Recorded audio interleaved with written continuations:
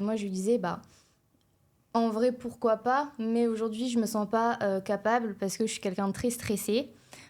Du coup, en fait, lui, à ce moment-là, enfin, à cette période-là de sa vie, en fait, il était très tourné développement personnel Ok. et il lisait beaucoup.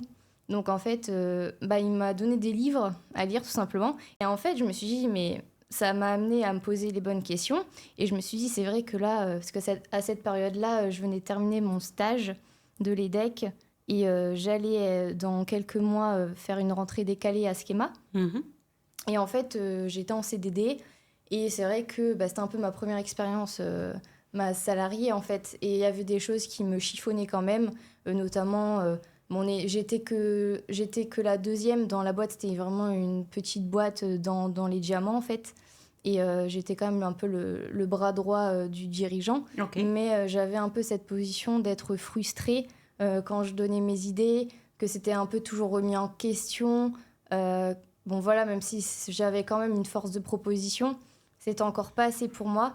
Et un peu ce truc de je dois faire mes heures.